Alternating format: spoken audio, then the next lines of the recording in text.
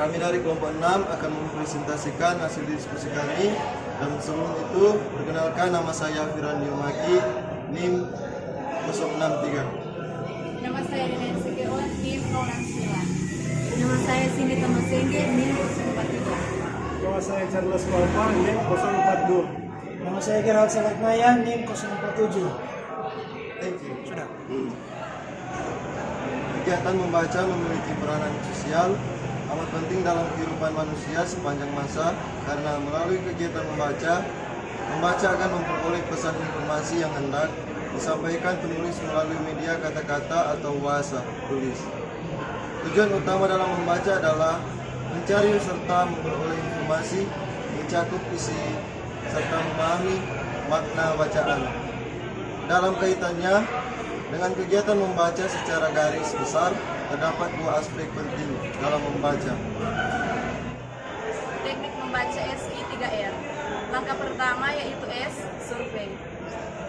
Survei atau prabaca adalah teknik mengenal bahan sebelum membaca secara lengkap, dilakukan untuk mengetahui organisasi dan ikhtisar umum yang akan dibaca, dengan maksud untuk mempercepat, menangkap arti, mendapatkan abstrak, dan lain-lain.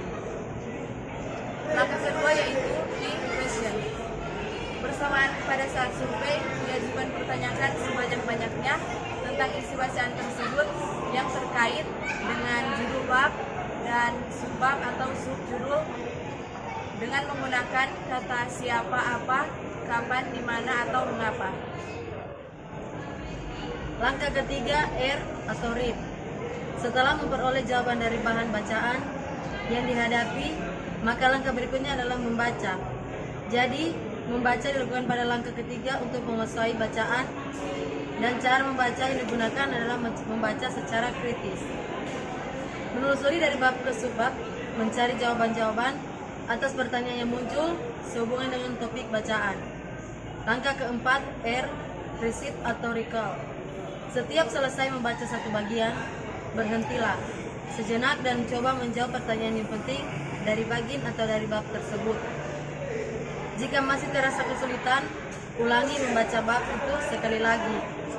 Selain itu, pastikan bahwa setelah melalui 4 langkah meskipun bahan bacaan itu mudah. Langkah kelima, R atau review. Daya ingat kita sangat terbatas. Meskipun pada waktu membaca 85%, kita menguasai isi bacaan.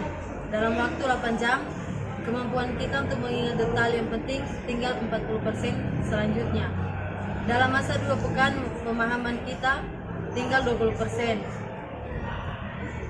Oleh karena itu, menemukan pokok-pokok penting yang perlu untuk diingat kembali. Tahapan langkah ini bertujuan membantu daya ingat dan memperjelas pemahaman. Selain itu, memperoleh hal-hal penting yang mungkin kita lewati sebelumnya.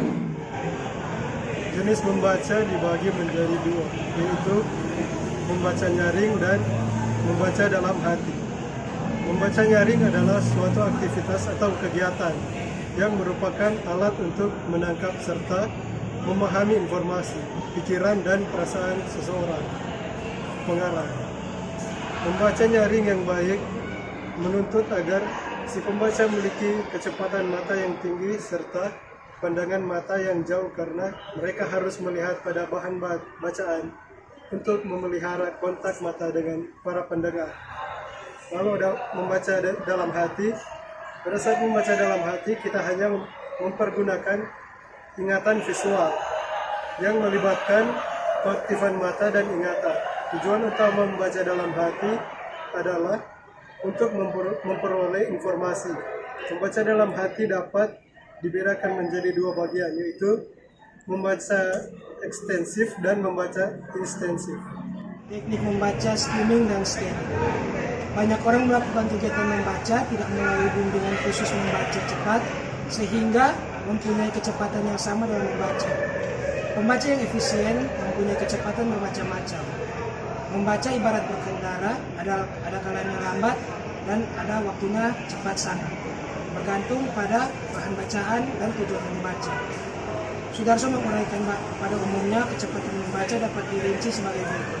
Yang pertama adalah membaca skimming dan scanning atau kecepatan lebih dari 1000 kata per menit. digunakan untuk mengenal bahan yang akan dibaca, mencari jawaban atau pertanyaan tertentu, mendapat struktur dan organisasi bacaan, serta menemukan gagasan umum dari bacaan itu. C. Usaha dan potensi membaca. Tidak ada hubungan antara latar belakang pendidikan dan kemampuan membaca, namun ada korelasi kuat antara kecerdasan dan potensi membaca. Jadi, siapa saja bisa dapat membaca cepat. Mereka dapat membaca semua bahan yang mudah dengan cepat. Hanya karena kebiasaan saja, akhirnya kita berlambat-lambat dalam membaca. Keterampilan dasar seperti gerakan mata, membaca frase, mengenal kata-kata kunci, berguna untuk menambah kecepatan membaca, baik untuk fiksi maupun non-fiksi. Skimming dan scanning serta keterampilan mengorganisasi bahan merupakan keterampilan yang harus dikuasai untuk membaca non-fiksi. Skimming dan scanning dapat menjadi teknik yang tepat untuk mengatur kecepatan membaca sesuai dengan kebutuhan, terutama untuk non-fiksi, sehingga kita tidak dikuasai oleh bahan, tapi kitalah yang menguasai sesuai keperluan kita. Yang pertama yaitu skimming atau cara membaca secara efisien. Skimming adalah tindakan untuk mengambil inti atau sari dari suatu hal. Oleh karena itu, skimming bacaan berarti mencari hal-hal yang penting dari bacaan itu. Yang kedua yaitu scanning. Scanning adalah suatu teknik membaca untuk mendapatkan suatu informasi tanpa membaca yang lain-lain.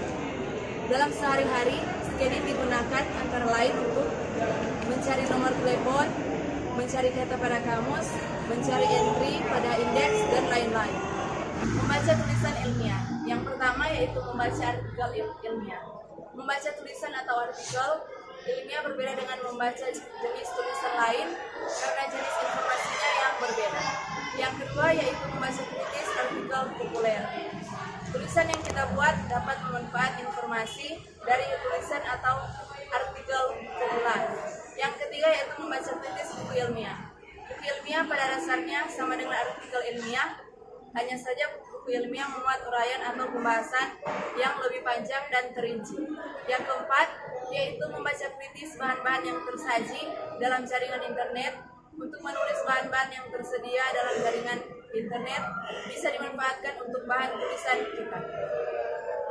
Demikian presentasi dari kelompok 6.